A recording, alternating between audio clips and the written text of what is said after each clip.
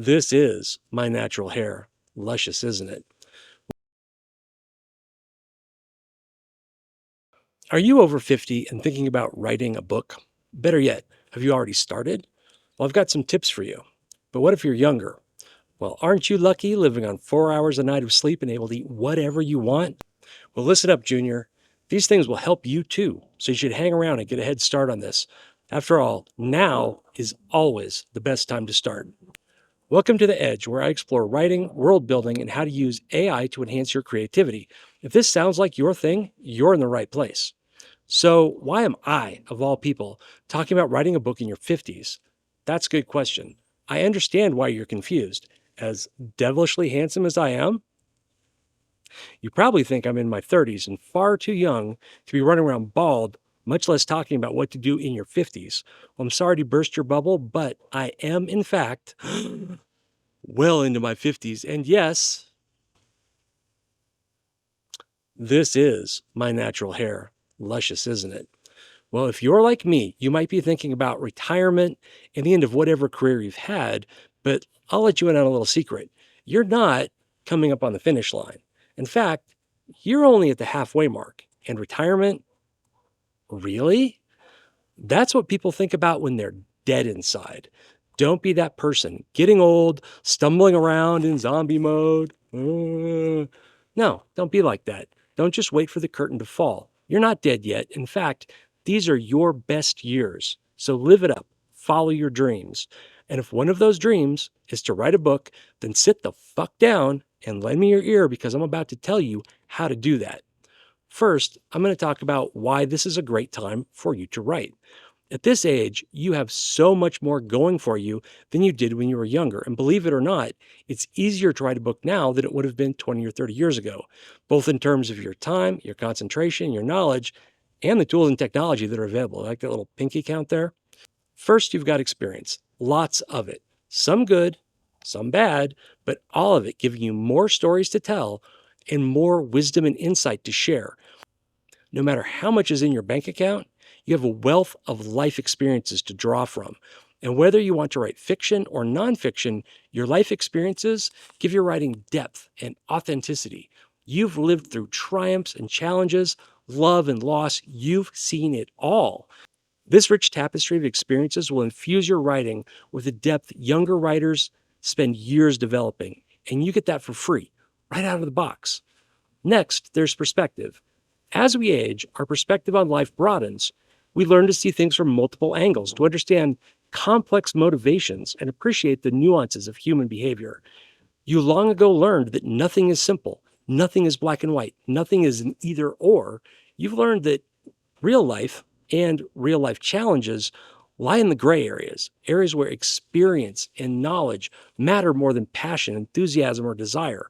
This broad perspective allows you to create more layered and relatable characters and plots that resonate with readers on a deeper level. And if you're writing nonfiction, you have an edge because you understand the importance of different points of view. You know you need to assess the pros and cons. You know you need to look at both sides of things. And younger people, they don't always come at it like that. Again, you get this for free, right out of the box, a perspective younger writers often lack. Then there's the matter of time and focus. Many of us over 50 find ourselves with more time as our children grow up and we stop tilting at the windmills of our careers.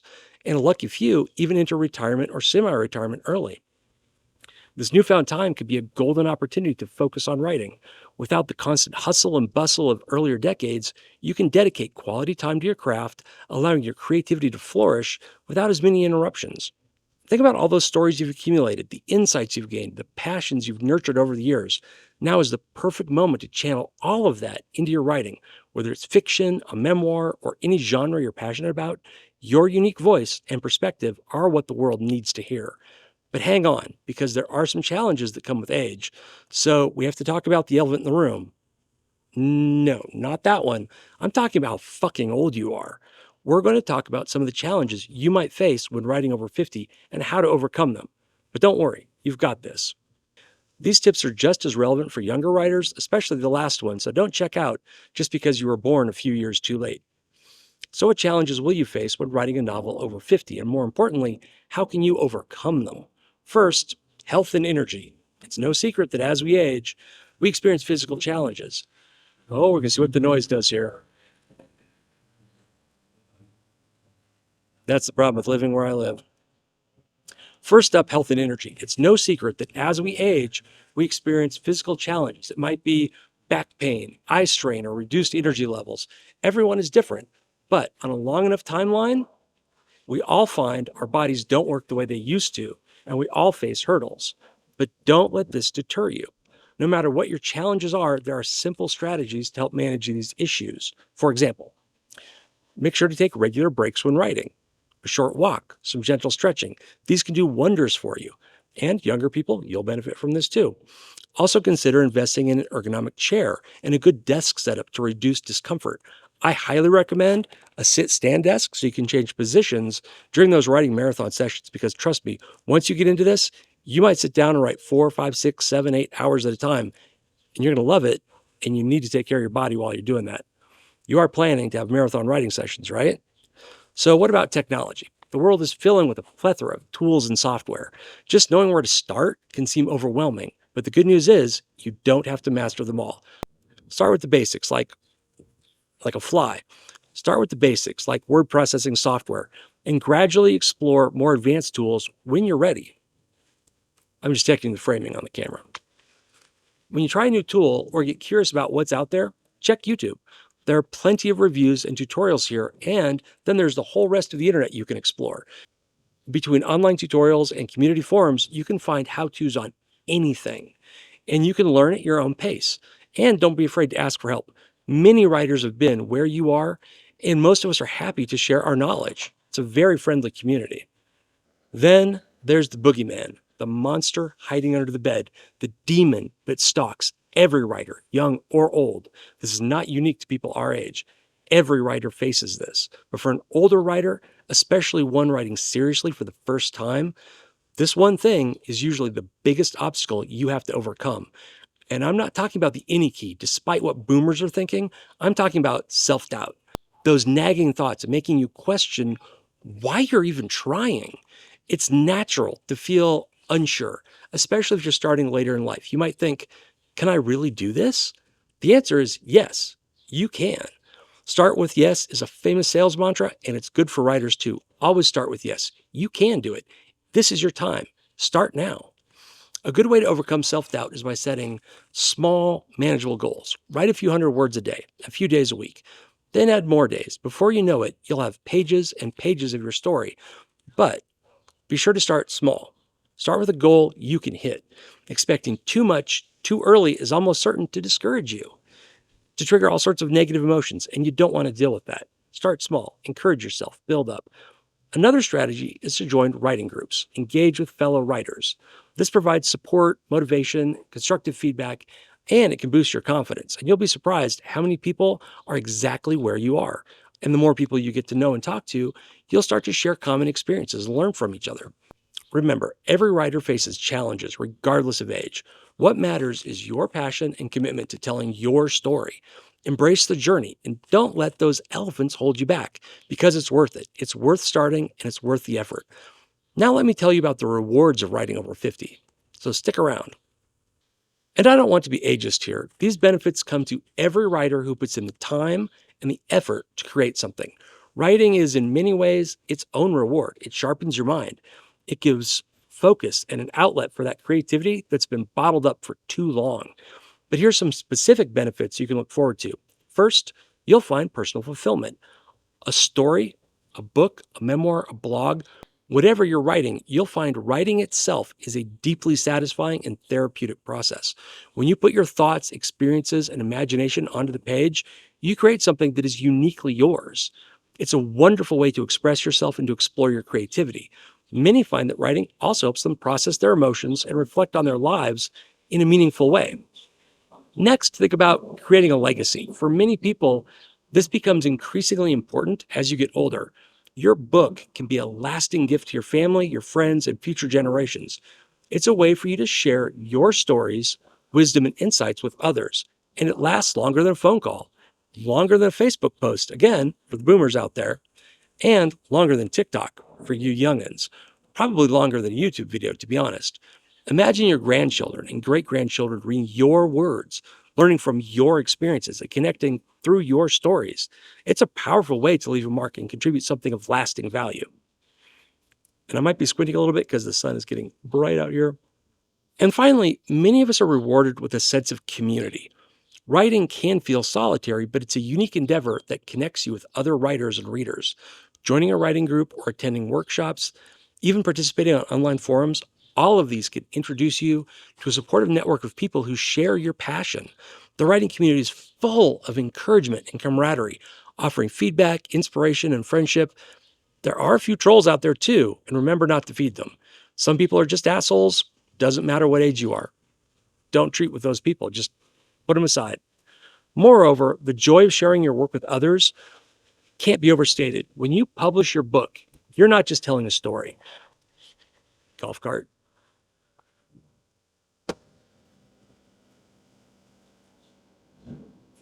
When you publish your book, you're not just telling a story, you're inviting readers into your world. That's a guy walking. That's a lot quieter. The feedback and appreciation from readers who connect with your work is incredibly rewarding.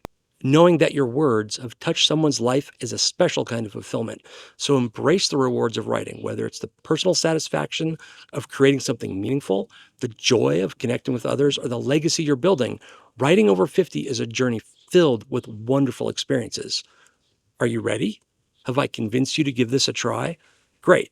Now I suppose you're wondering, how do I get started? Well, next we're going to cover some practical tips to get you started with your writing journey, and it's easier than you think. Now that you understand some of the advantages you have, the challenges you'll face, and what you stand to gain, let's talk about how to start. First, establish a routine. Well, maybe pick something to start working on, and that's a whole video on itself. So I'm going to assume you have an idea what you want to write. As to how, open up a word processor, a notes app, or just grab a notepad and write. Write something, write anything, just write. Do it now. Now is always the best time to start. Did you pause the video and go write something? Do it. Pause the video and go write something. Come back when you're done. See? Didn't that feel good? Now that you've started, consistency becomes the key. Find a time of day that works for you and stick to it. Whether it's early in the morning before the day begins or in the small hours when everyone else has gone to bed, set aside a dedicated time to write. Create a regular writing habit. Creating a regular writing habit helps you stay committed, and it makes writing a natural part of your day. Next, set realistic goals. I know we hit this once, but now we're coming at it from a slightly different direction. Break down your writing project into manageable pieces. Instead of focusing on finishing an entire book, aim to write a certain number of words per day or week, a chapter, a few pages, whatever it is. Set small, achievable goals, and over time, these add up to something big. And each little success helps keep you motivated. Celebrate your progress along the way, no matter how small it may seem, and don't overcommit. Overcommitting will just discourage you. Another important tip is to seek feedback. Join a writing group, find a writing buddy, or connect with beta readers who can offer constructive feedback on your work. Sharing your writing with others can provide valuable insights. It'll help you improve your craft, and it will keep you motivated. Don't be afraid of criticism. A lot of people, this is the part they get hung up on. Self-doubt and not taking criticism well. But criticism and critical review of your work is an important part of the learning process and can help you grow as a writer. And don't take it personally. I've seen people just crumble when obvious mistakes were pointed out. Don't be that wilting, broken flower. Accept criticism. Rejoice in the criticism. Use it to make your writing better and to make yourself stronger.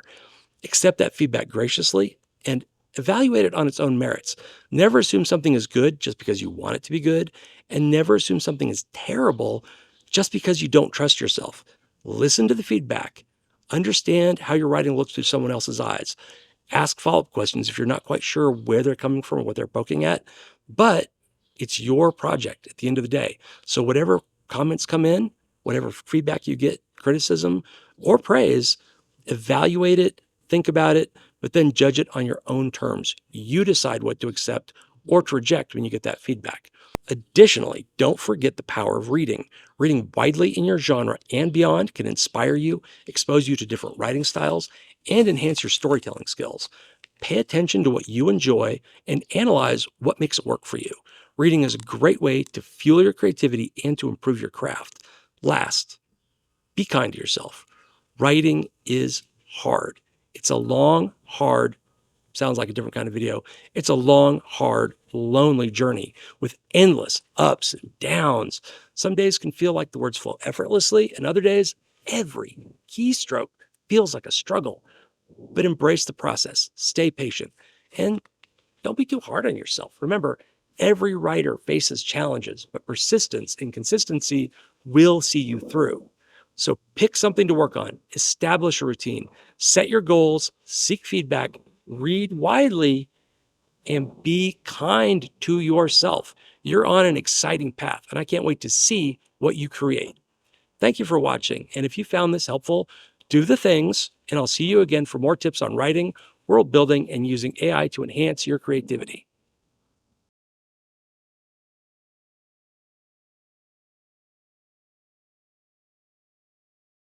It's little, I can't say these words.